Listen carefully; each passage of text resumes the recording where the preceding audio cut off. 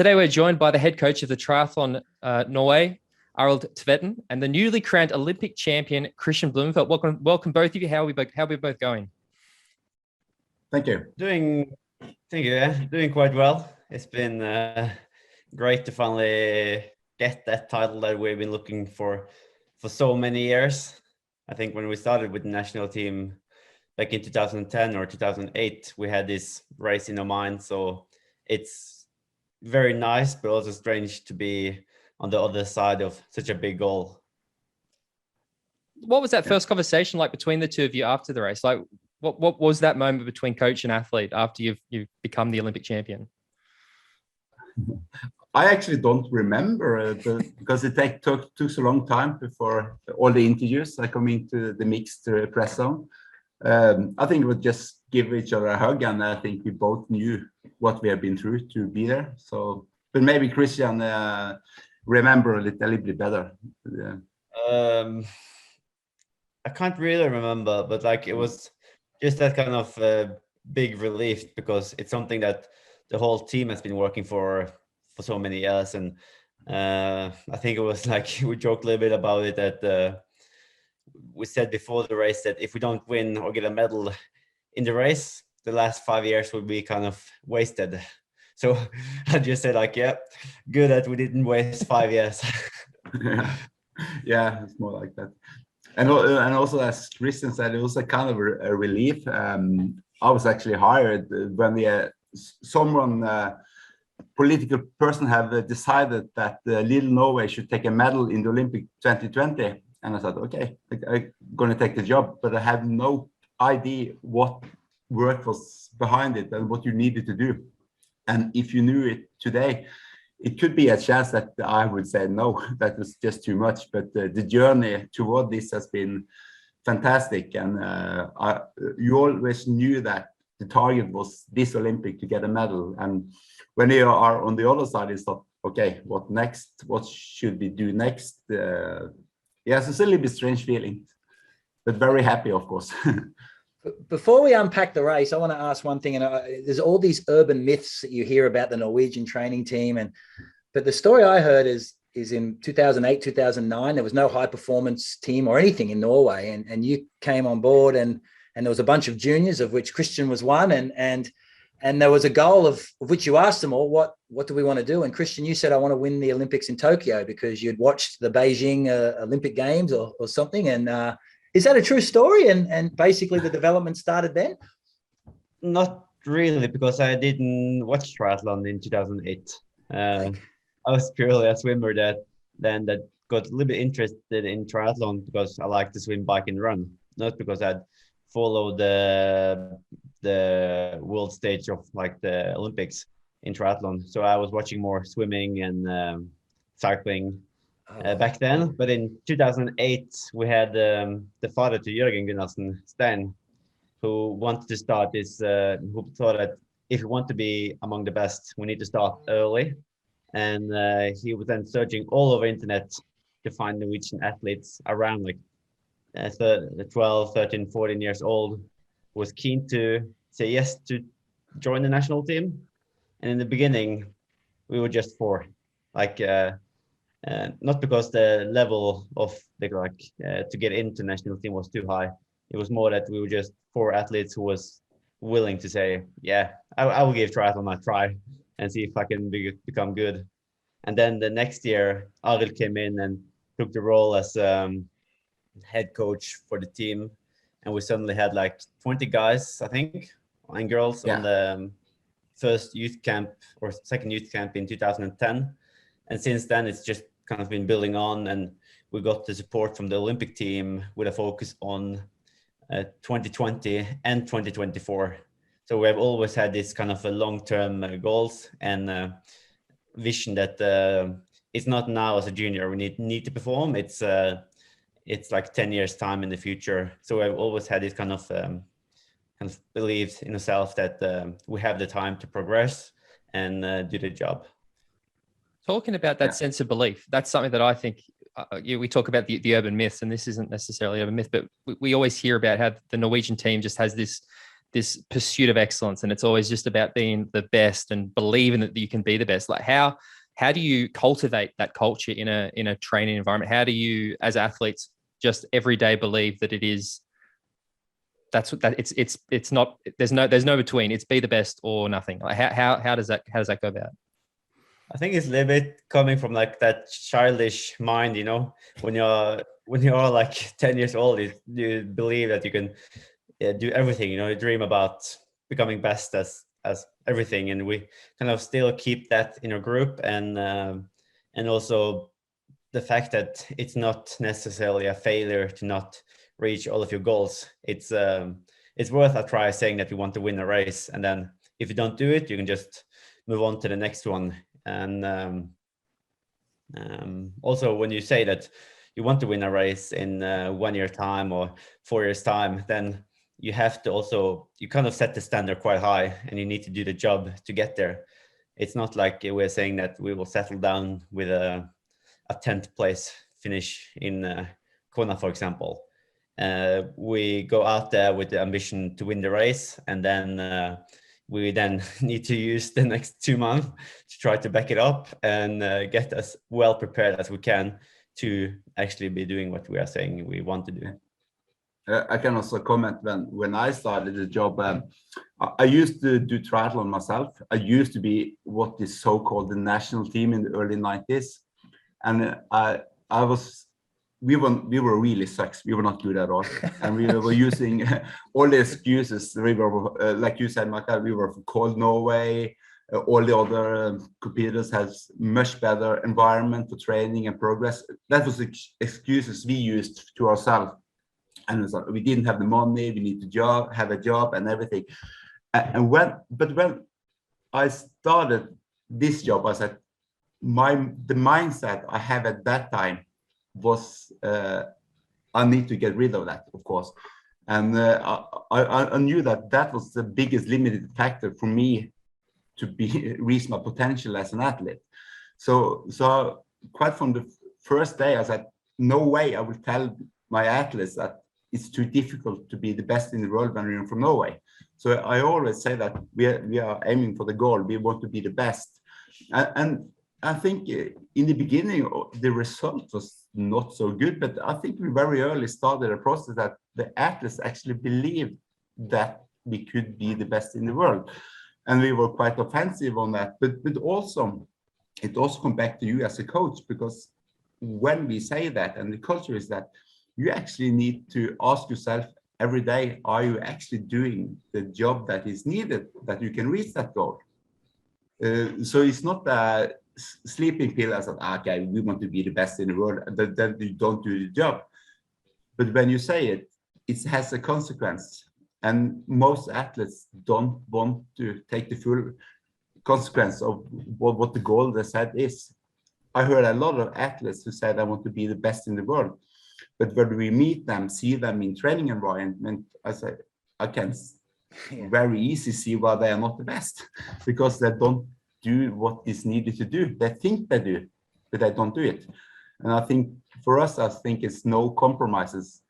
But also we have to say that when you have athletes like Kristian and some of the others, it's a little bit easier because they have the same target and want to work as hard as they could to be the best.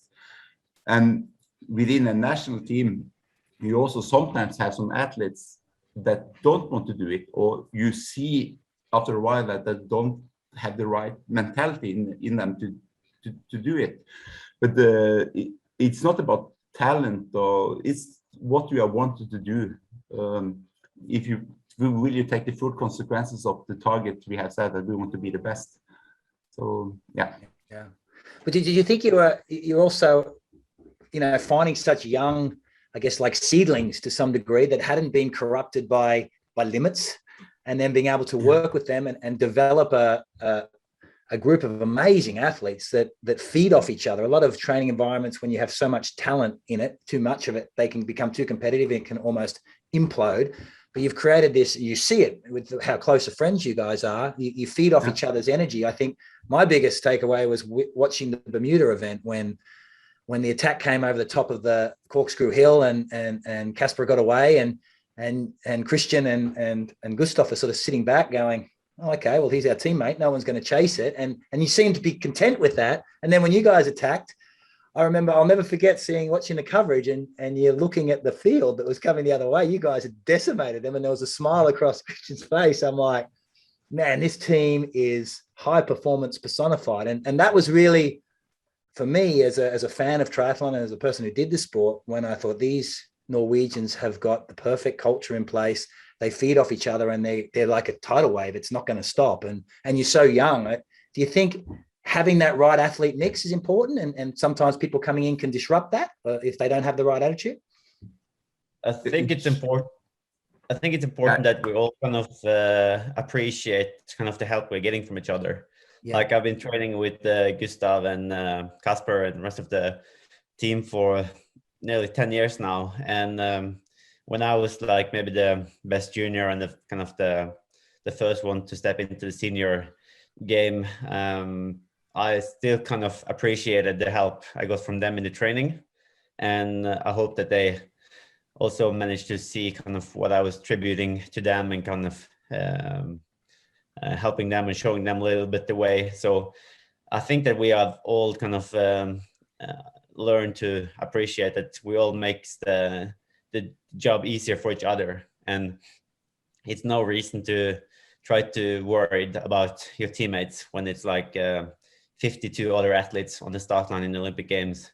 So then it's better to have two guys who is giving you a little bit slack and hoping that you will have a good race, because then it will all increase our chances to perform. And it's also good to see kind of your best mates doing it well, because we are traveling around the world for most of the year. And as you all know, it's not just a good day where you're performing well and winning medals. So it's good to see that when you're not performing, that actually someone in your team is doing it well, because then it's almost like it's coming a little bit back to me, like I'm still winning, even though I'm not winning. Yeah. Wow.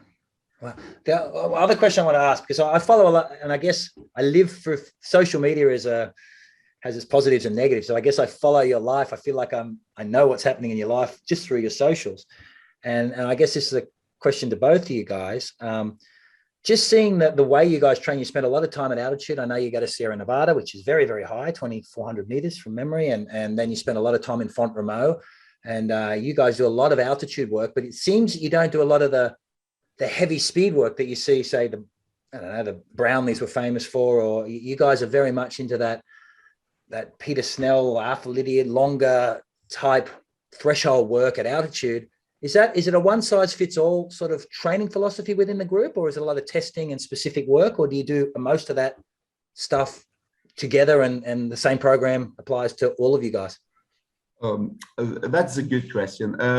That's true. We have a slightly different training philosophy where we do much longer threshold session workouts and not so much speed work, but that is also changing and adapting. And in the beginning, more or less everyone did the same, but now it's much more individual. But we think and we know that triathlon is an endurance sport, in aerobic sport. The anaerobic impact of an Olympic distance is very little. Of course, you have the start element in the swim and you have the acceleration on the bike, but more or less on the run, everyone see that, let's say Kristian's finish is fantastic finish and he's increasing the pace in the end. It's not that, it's more or less is that he's keeping the pace to the end and the other is blowing apart, because so for us the aerobic thing of the sport is important. And also if you spend up to 70, 80, 90 days a year at altitude, you need to be a little bit careful with too much anaerobic speed work at altitude. And we see that when you can see, for instance, leading up to the Bermuda race, we were 4 weeks in Sierra Nevada, do a lot of aerobic good work, a lot of volume, threshold. Then we do a little bit of specific workouts toward the race, went up to sea level 10 days before the race. And you see that they were race fit. It was not they were lacking speed or anything, they were ready to go. And also when you see leading up to the Olympics, it's not much speed work we do. Of course we do race specific speed work, but in the end, that is the top of the cake. It's not the cake itself. I think a lot of athletes begin in the wrong end of the training. They want to develop too much speed in the beginning, and they're losing aerobic fitness. Yeah. So we are more going the other way, and that's what you also do as a junior with the junior athletes. And I guess a lot of federation is forgetting that it's actually almost 2-hour race we have to do, or 1 hour for a sprint distance, and they are like, you can have big teams like the Germans, for example, looking at a pure 5K running time and 800 meter in a pool, or I think the Spanish, when they're looking at their junior talent, is using 1K on the track and 100 in the pool. And if you are then picking the ones who's best at such a short duration, you will find the complete kind of wrong athletes to fit in for triathlon. So if I had to do kind of a test like I did do in Spain for collecting talent, then I guess I would be already off the team quite early. So what we do is that we go very often into the lab and we do the testing that we do. And it's not just to get like these high bragging numbers, like high VO2 max, or it's about understanding where my kind of biological profile is. And then we try to have an understanding of what's required in a race, what kind of, how your lactate response need to be, how your threshold need to be, how your VO2 max need to be. And then we try to adapt that and bring it back to training and see if we can improve in racing.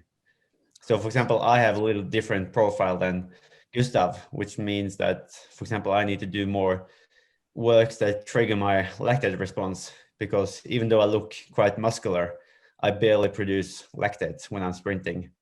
And for a technical course, like they do now with the technical bike course, we need to accelerate out of the corners.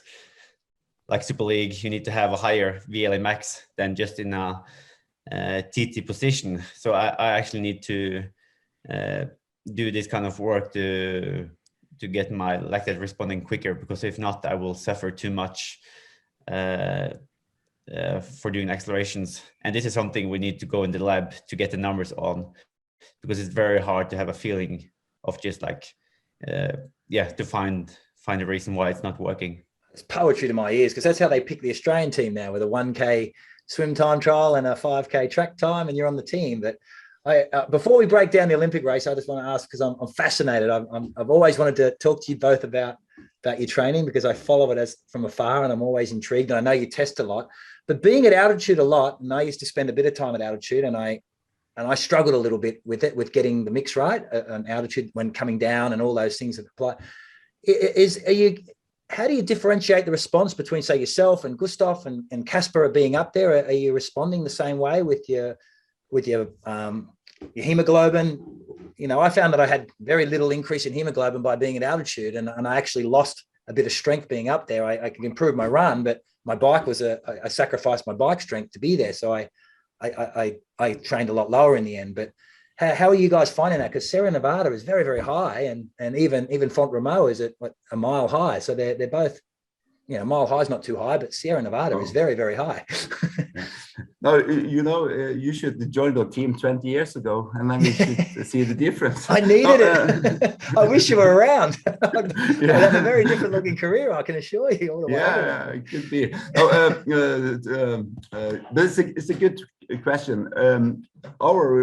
We are more like, everyone is responder to altitude.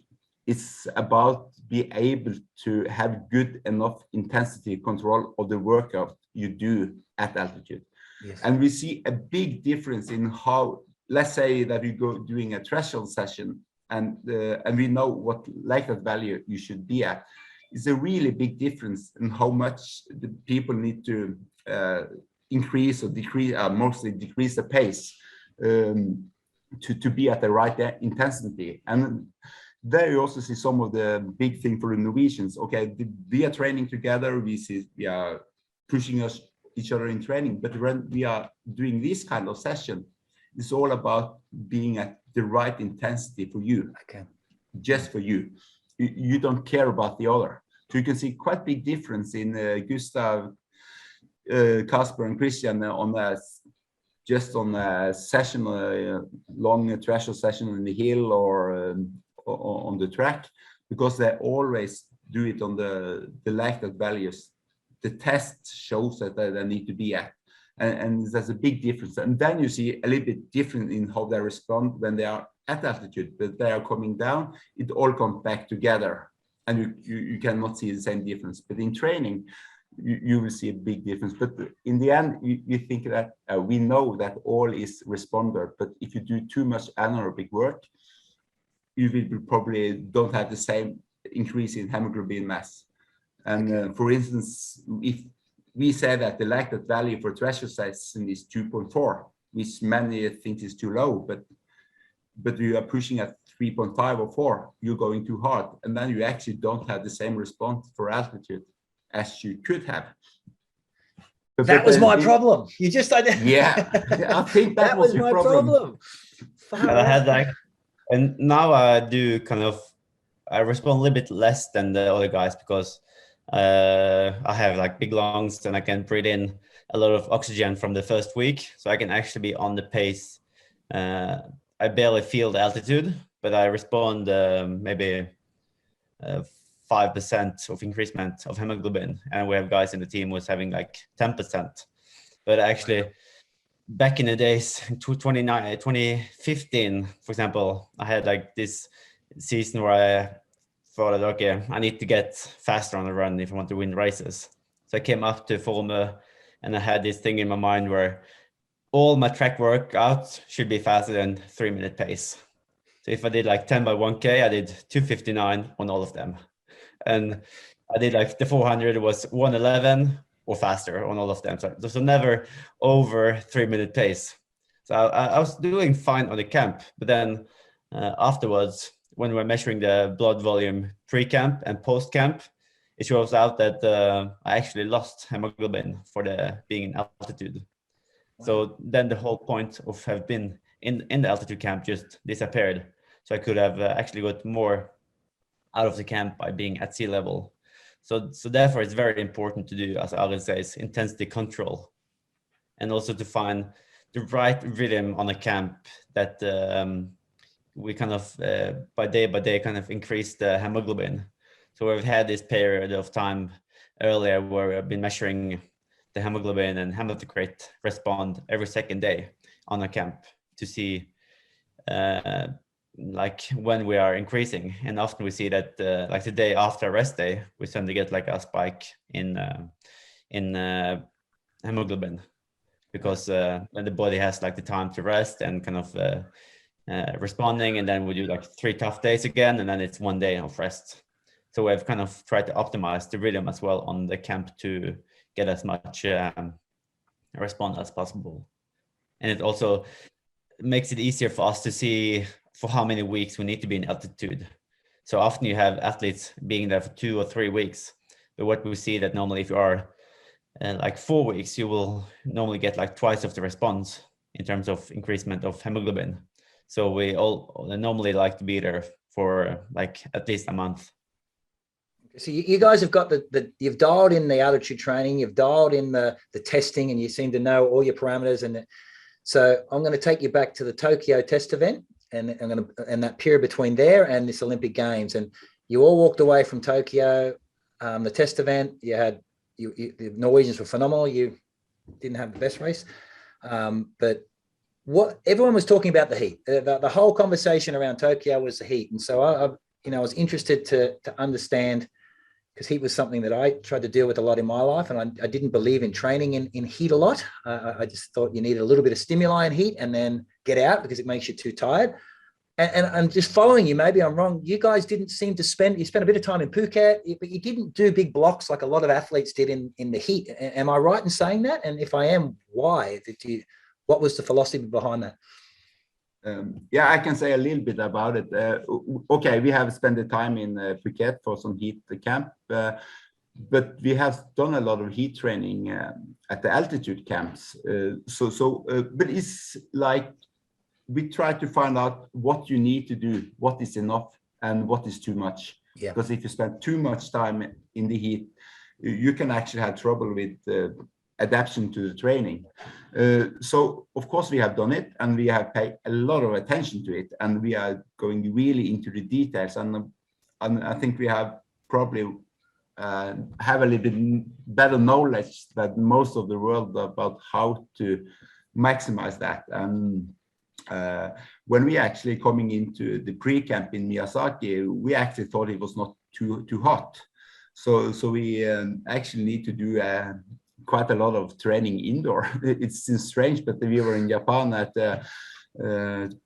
preparing for the Olympics. We found out we wanted warmer, so we do some training indoor. But what we do is, it's not that we want to share everything, but just to find the balance, what you need to do, and do it right, and a lot of control of testing when we are also in the lab before, but also when we're doing the training indoor. So that, I think, is something we have optimized, and it was no problem with the heat for some of the Norwegian athletes. And actually, it was not so hot in Tokyo this time. It was hotter in a test event. Okay. But this time, I don't think the athletes was struggling in the heat. But I didn't race, so maybe Kristian can tell a little bit more about it. So. Yeah, unfortunately, it's a little bit too early to talk about kind of the heat preparation, as it's still kind of secret within the team. But when we were in Forumø, we know what basically everyone else is doing, and we felt quite confident back then that we could almost cross out some athletes that we would meet in Tokyo just based on their heat preparation. So if it would be a warm race, we thought that we could almost kind of take off some of the favorites from the race. Yeah, I think also going into the test event, we got really good answers to our kind of preparation the final month, and I was responding really well to that pre-camp, and that was actually really a big relief for me, because earlier in that year I were in Thailand, and I think I came into Thailand with a little bit of virus in my body, but I was broken for I think 3-4 months after the race. I had my worst first half of the season in 2019. So actually coming to test event and responding so well as I did to the training, and also being on fire for race day, I think was really good for my confidence. And also the fact that I crashed out of the race is something I look back at now. It was actually okay that I didn't have to showcase my card back then, because I was, if not better shape as I were in Lausanne, at least in the same shape. And we just wanted to kind of do obviously a little bit better this year than we did 2 years ago. So we've been developing our protocol a little bit, but it gave us a lot of confidence coming into race day. Speaking about the race, I think it's obviously something we have to talk about. That was amazing. Incredible. Yeah. I want to start with you, Arild, as the coach. We'd like to, what were your thoughts about Kristian's performance? Is it a case of he's won the gold, job done, or is there always something that can be improved? Like, how would you break down his performance? Oh, it's always something you can improve. And I would just want to add that I talked to the other coach, Olav Alexander, just after the race. We were actually in the bus going to the race venue again to check in the bike for Lotte. And we were talking about Kristian's race. And then we're suddenly talking about what we need to do for preparing for the next Olympics. And I said, okay, Olav, let's take a break. Let's enjoy the moment. We have just won the Olympics. We can start about the planning the next week.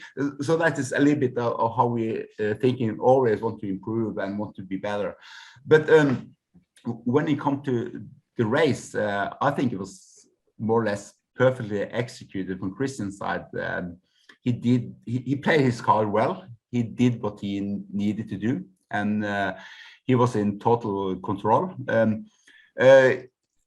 Our swimming hasn't been the best of the world last year, but when you are 20 seconds behind, you are well within the distance to catch the other group. And in many ways, it's very good that you have a small group that are maybe 15, 20 seconds in front, because they have a lead that I think they can expand. So they are pushing hard. But on the main group, you can control the pace quite easy. And when you come to the time when it's time to bike them in, or it's just a short effort, and then you are back and all are together. But if you do that too early, you know that always someone wants to go for a breakaway again. And of course, it's happened that we expected the German Jonas to go for a breakaway, but that was Andrea who went, and that is also quite well, because you know that he can't run, so you are in many ways controlling the pace, and he is racing in front, and so you knew when the run was starting that all the Norwegian guys were in the perfect position for a good race.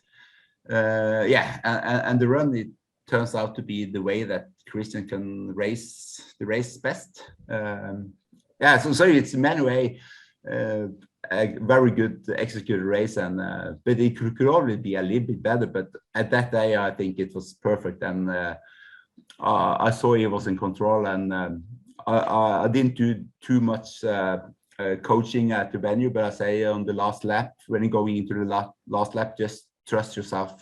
You know what to do. So that's, you didn't need to say so much more.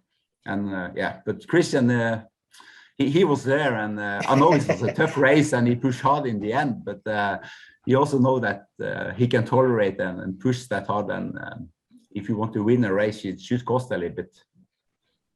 Yeah, and I think kind of the big thing with the Olympics were the fact that Alistair Brownlee wasn't there in the first pack on the swim, and that made me believe that the first pack wouldn't have a chance to stay away. Great.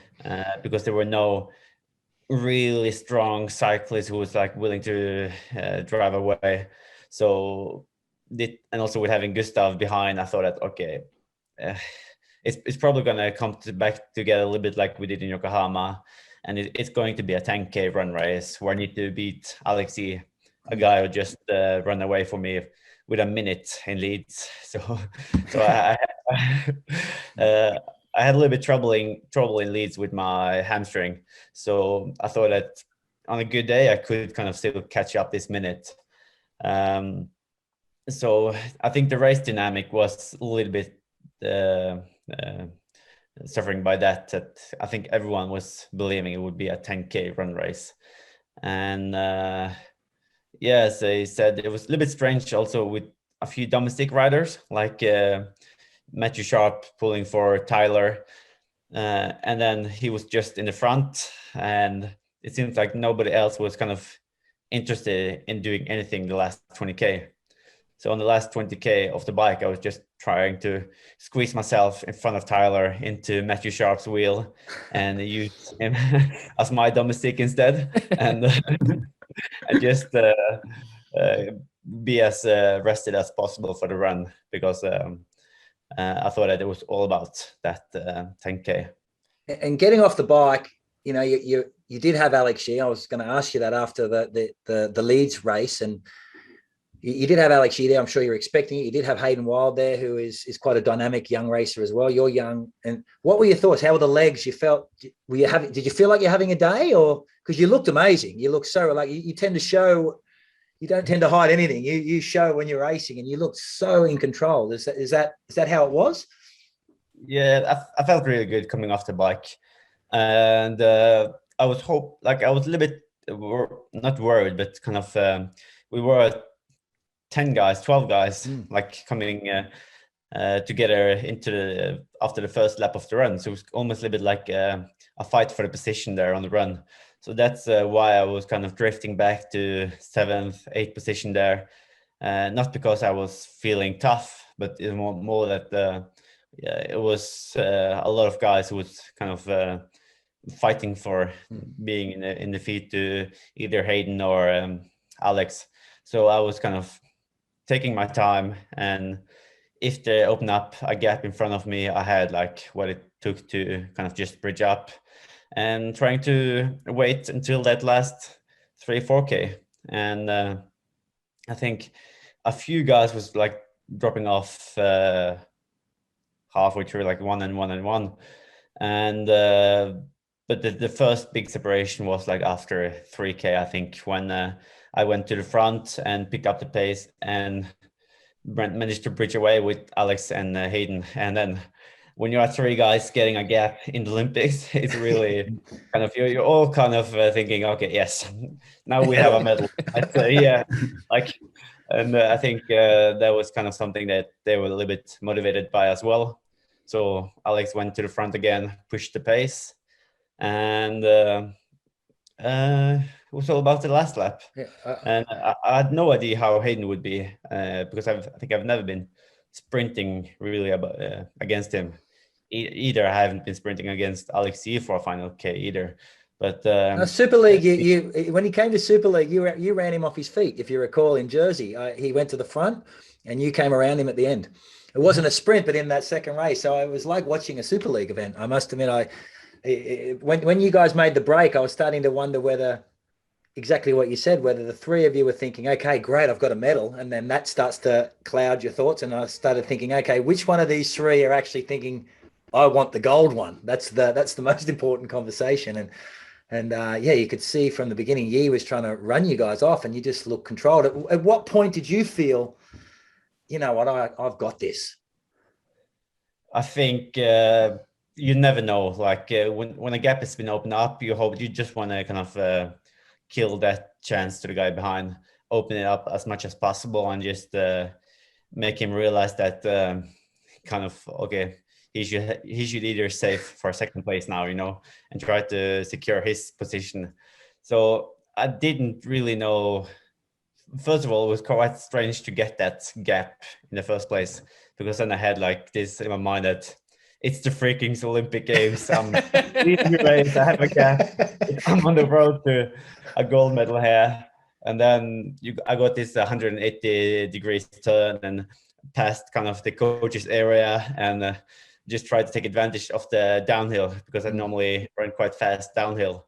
And then I think I first kind of realized that this is really going my way when I did that 90 degrees turn to the right, passing that a Mexican athlete, I think, or Colombian.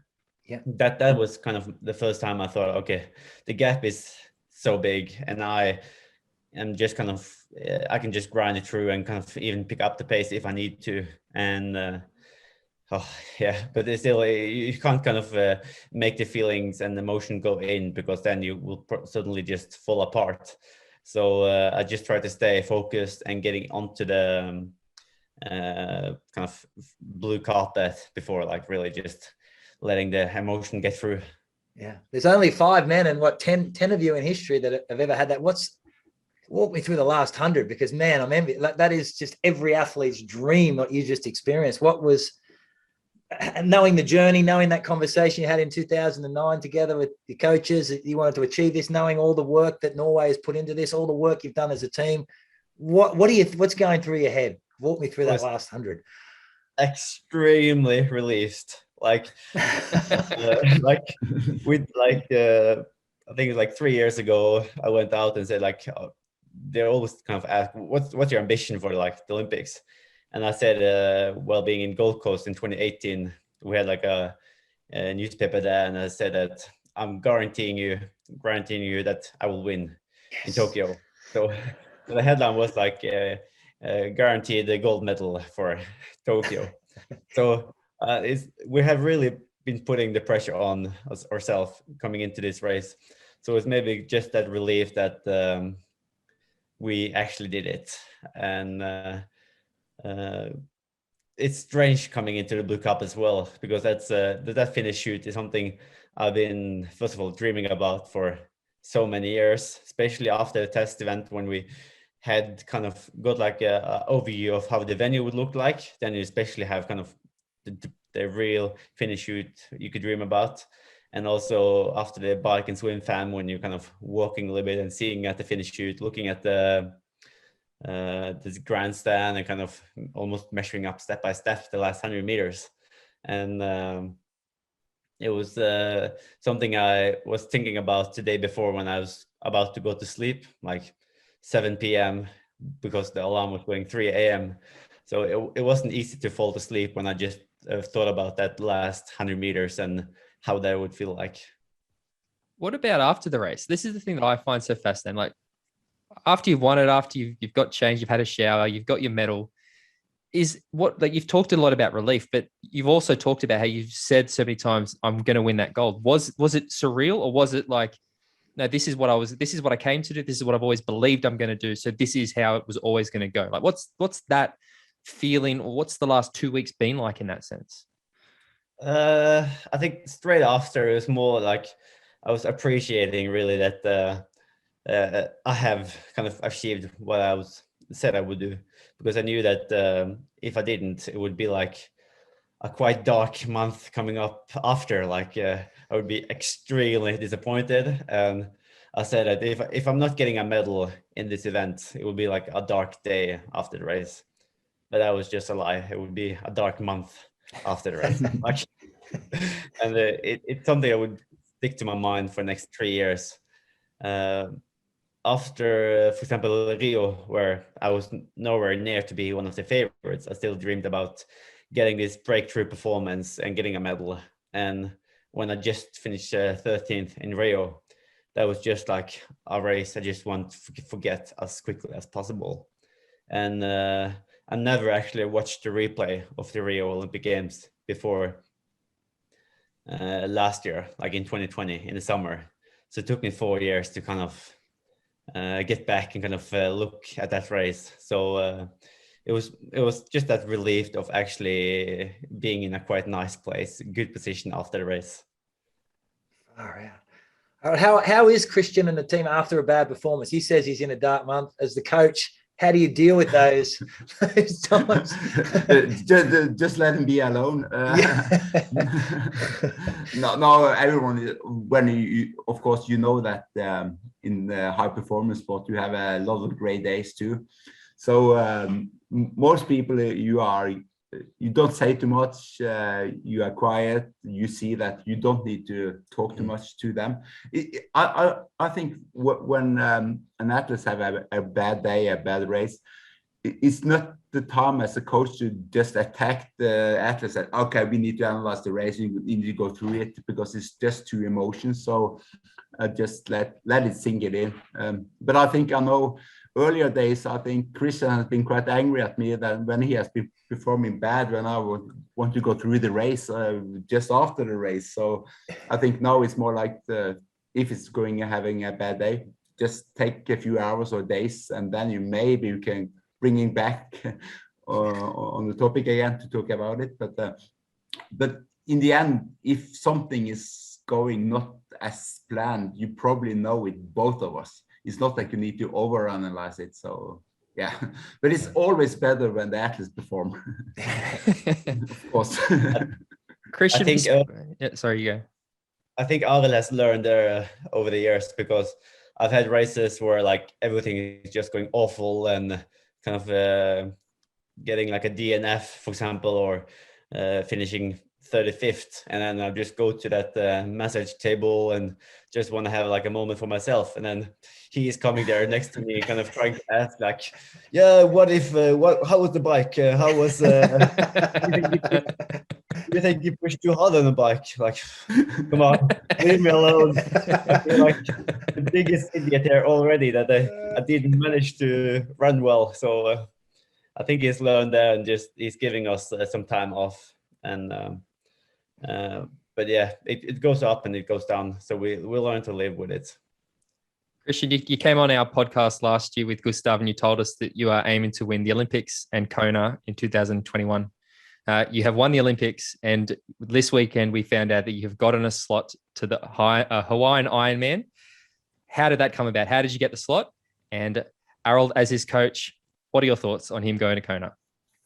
Of course, we are very happy that he's going to Kona. We knew for a long time that was his target.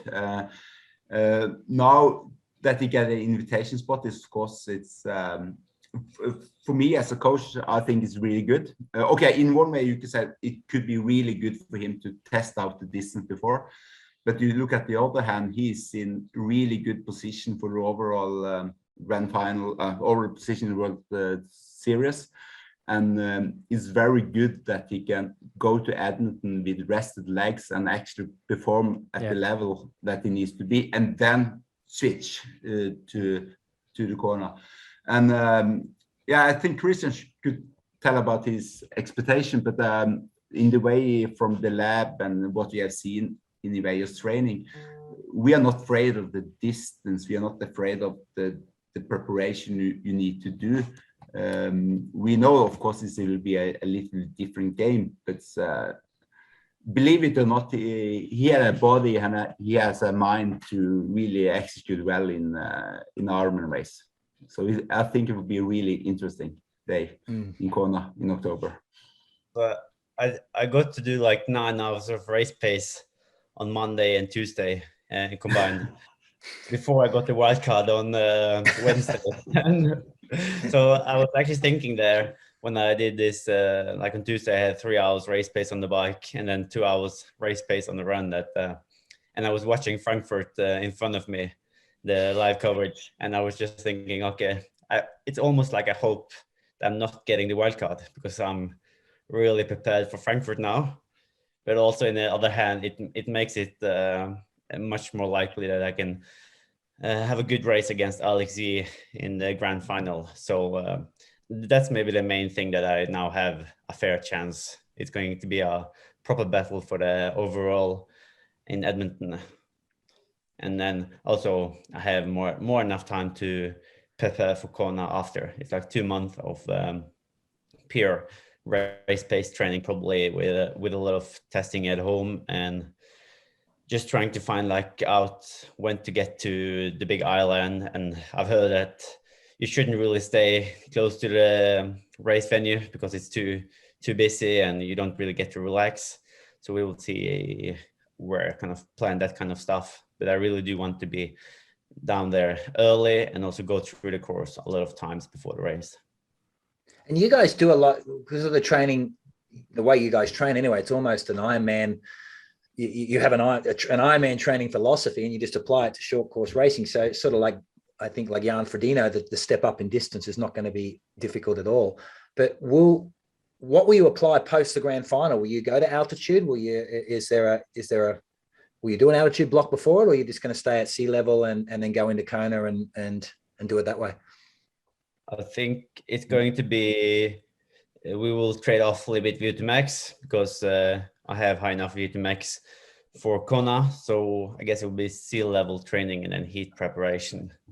Because from what we have done so far, it's not the VO2 max that's a limited factor. And by going to altitude, that's maybe what we normally try to increase. So it's going to be just trying to get the power up and the muscular stamina up, because one thing is to run sub 3 minute pace for 10K. Another thing is to do 3:45 for 2.5 hours off 4 hours or so on the bike in a tight TT position. So it's more about that muscular stamina training. And how will you pivot from I don't really need pivot from that glucose burning to say more of a fat burning athlete as you move across to that longer distance? Will you apply some of that slower pace training post? I'm just interested in it. It's fascinating. I think my personal opinion is you're going to kill it. Having watched you do the 70.3s and just seeing your lactate numbers or reading it online and see what you do, mate, that's why you're in the sub 7. Your no limit attitude is phenomenal. I can't wait. But I'm just curious, the nutrition side of things, have you looked at that and that whole different energy systems that it takes to be effective over the longer distance? Is it something you guys think of, or is it a completely new approach? I think my energy system is well enough. Like, for example, on the run, I have 3:30 as aerobic threshold. So I can even go 15 seconds slower there without taking from the carbs. Yeah, okay. It's just about muscular stamina. And I think I can not easily, but it's just about using the weeks well to get my aerobic threshold up to 300 watts as well on the bike. So I think that's kind of going to adapt easily. It's more about staying for long enough in the same position. In general, I would say that we do a lot of aerobic stuff and aerobic threshold session too. It's also in short distance races. It is starting to run with so high glycogen level as possible, even at the Olympic distance. So if you can use fat as a burning, when you are at the Olympic distance, it's always very good. And we have that in mind also when we are training for short distance. So it's not like it will be any really big changes, but of course you need to increase the volume at that intensity. But in many ways, it's not that total change in training philosophy and stuff like that. Yeah. Look, I know Luc van Leer did it. He came out on debut, no Ironman in his legs, short course athlete, second, and won Kona 1996. And I think, have you run it through your head and you're right, how you think the race will unfold for you, Kristian? Are you going to win it on the run? Will there be a break where you just go with the pace and move on the run? Have you visualized that in any way, shape, or form? Yeah, for sure. I think it's going to happen with 10K to go. It's I think I can run away from everyone on the island. So the biggest kind of failure I can have, or the biggest mistake I can do, is to go too fast, too early, or trying to put pressure on other athletes too early. So for me, it's more about surviving until the last 10K. So that means swimming with the first pack, just staying there, not really worrying about if the guys from behind is catching us or not. It's not really my responsibility. And then just doing the nutrition right and coming to the run is just about going at my pace or with the front pace for as long as possible. And then with 10K to go, it's more than enough time to smash it. There's been a lot of talk I've seen about people questioning, respecting the distance and all this sort of stuff, and not really understanding the jump up. But you've literally spoken about this entire interview about how much research you do, the approach to training. The system that you guys are all under has now produced the 70.3 world champion, the 70.3 world record, the Olympic record, the PTO champion. What do you guys need to do for people to stop going, they don't know what they're talking about?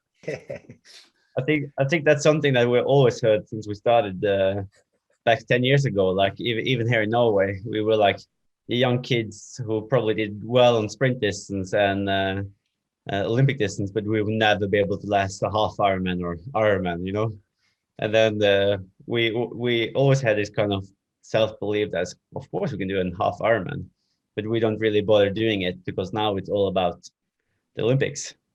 And then Gustav turned up in 2016 when he didn't qualify for Rio, and he won Haugesund, the pro race there, as 20 years old, I think. Yeah, it was 20. Yeah. Yeah, and then suddenly they kind of came back. Yeah, they might be able to race Olympic distance and half Ironman, but they can never race full distance. So I think the only reason they don't believe we can do it is because we haven't done it.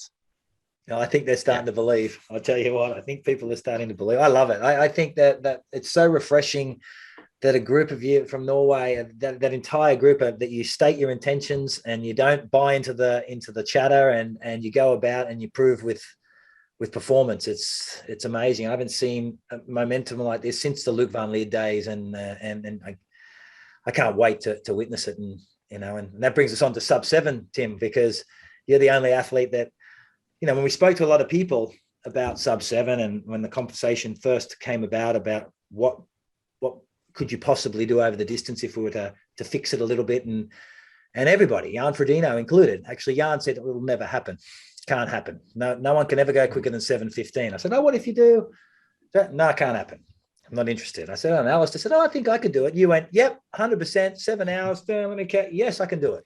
So walk us through the thought it's on sub 7, I love it. Like, I think it's refreshing, right? It's so that there's just a no limit approach to the way you guys go about your business, the way you guys race. And I think it's people like yourself that set new standards. Alistair did it, and Jan did it prior to Alistair, and you're the next generation that's doing that. With sub 7 on the horizon, and I guess it's the two gold medalists, going up against each other at a foreign distance, a relatively foreign distance to both of you. Have you given much thought to sub 7?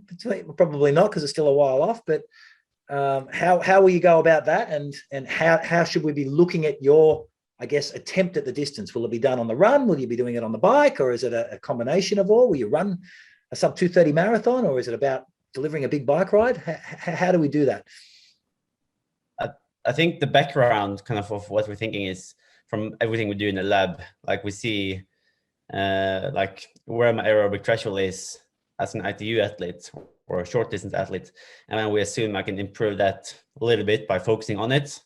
So, for example, at the moment, my threshold or aerobic threshold is like 3:30 there, where I can run 3:30 for endless amount of time. So if I just focus there, I can maybe even step that up to a few seconds faster, and then going maybe 3:20 pace for the marathon, which will give me then a 2:20, I think, for the overall time. And just there, I have 24 minutes cut on Jan. But then obviously I need to be fresh coming off the bike, which I will most likely be when I have 8 guys pulling me around, doing the job. And so if I can be fresher than he were and also cutting a few minutes on the bike, then suddenly it's a sub 7. And I love it. I think that the swim isn't really the place to take too much time. Of course, we will try to develop like a suit with the bore and finding a good swimmer that can help me up front. But then if you do everything right there, you can maybe cut like a minute, or maybe maximum 2 minutes, which again, it's important, but it's more about energy saving. And then for the bike, go fast, but having the good equipment you can do as good equipment as you can, developing a bike and the helmet and kind of everything there on the and suit to be as aerodynamic there, and then being as fresh as you can for the run. Because I think it's on the run you can take minutes, 10 minutes or 15 minutes if you're fresh enough. That's also the place where you can be walking. So and also that's the only discipline where you really have to do basically all the work yourself. Arild, Like, as his coach, can I ask, he's Yeah. come to you, he said, I want to win the Olympics. I want to win the 70.3 World Champions. I want to break the 70.3 world record. I want to do a sub 7 Ironman. Are you worried about what he comes to you with next? Like, are you worried about what his next big goal is? Yeah, maybe I should, but I like the mindset because you already want to do something different or better, and I like the sub 7 idea. It's you can look at it as it's not going to happen, but then you break it into the details, and Kristian walked us through some of that, and then you start, okay, we need to pay a little bit details on the equipment, a little bit on the wetsuit, a little bit the aerodynamics, and then you have a process that you actually learn from and develop from, and that is the fascinating, because if you want to improve as an athlete, but also as a coach, you also need to don't set target for yourself. There's no limit. You can always see you can improve further, and I like that attitude for Kristian, and that is some of the driving force for the national team. And you see that's the part of the environment, but it is very much Kristian as an athlete who is going first and show direction. I want to do that. I want to do that. And I like the process of it. And when we know talking about sub 7 and breaking into the numbers, it will be something that he still need to run a marathon at a level that no triathletes have ever done before. And that is fascinating. Yeah. And that is something the process leading up to that will be really interesting. And that's a lot of work to be done on that part. But in the beginning, you still need to believe in it. And I definitely believe it's possible. And we haven't mentioned it, but of course, you have our scientist, Olav Alexander. He's the one who is going into the details and the numbers, and would put a lot of attention to the work to get Kristian to that level. And that is also the part of the team processes. And it will be a really interesting journey the next months after the Olympics, for sure. I were already in the lab 2 days ago doing this bike test with kind of all the normal sensors on me, but also doing this blood test to find like how the genes is, I think it's like responding to the training now, and also having this sensors sending like electrodes to the muscles to find out how much of the muscles and how the muscle fibers is going to respond to the training. So we've already started collecting kind of the base data, and we will see how I'm going to respond to the long distance training. Have you started thinking about your pacemakers? Have you got anybody in mind who you'd like to have, as you said, tow you around for 180 kilometers on the bike? Not the bike, but I think if Jørgen, for example, is willing to do the swim, that would be really cool. He's been on the national team for many years, and I think also Gustav had said he's willing to do the run. So then I have the swim and the run covered, because it's also good to have someone in that you're used to train with. Like I've been used to train with Jørgen for years. I've been used to train with Gustav for years, so that also give this kind of relaxed to the mindset. It's not a stressing environment. They know how I am kind of acting when I'm tired, and we will have to find the people who is willing and capable to do the work on the bike. Arild, I heard that you might be doing the run with him. Are you putting your hand up for a 2:20 marathon? Yes, I'm ready for that. Yeah, I cannot follow him for 1K. Oh, my fitness level is not that it used to be. So, but I'll try to get back into it. Kristian, did you watch the tri battle the other day between Jan and Lionel? Yeah, a little bit, like partly. We had to squeeze in some training in between, but it was a really cool concept, and just a shame that I wasn't there. Yeah, agree. What did you think of the performance? What did you think of the world record? I guess it's similar to what he did in Roth, isn't that where? Yeah. Of course, when you do kind of custom design the course, he should go faster than what he did back then. So I'm not sure how this performance is compared to his old ones, but it's good to see that he's in good shape, and that ready his for level Kona. is on. Ready for Kona, yeah. Perfect. Does that motivate you for Kona? Does seeing Jan Frodeno do that performance in Germany get you more excited for Kona, for racing against him? Yeah, of course. Like I've never raced against Jan Frodeno before. I was just kind of that generation who missed racing him on the short distance, and I did a little bit of 70.3, but that's almost a little bit too late, because now he's mainly doing Ironmans. So that's also one of the kind of the reason why we're coming over to say hi to Jan. I love it. Love it. Last thing, you're the current 70.3 world record holder. You're now going for sub 7. I'm a big 70.3 fan myself. I'd love to ask, how fast do you think a 70.3 could be done?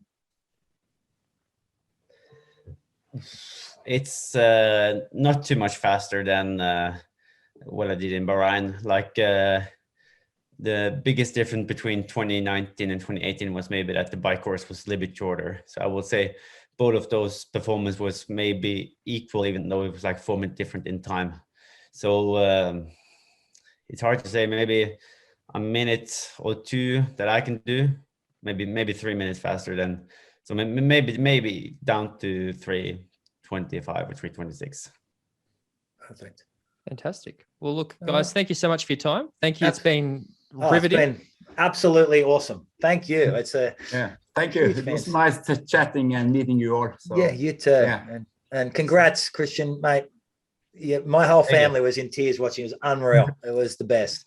And congratulations to all of you. It's amazing. It was amazing. Thank you. Yeah. Thanks very much. Thanks, guys.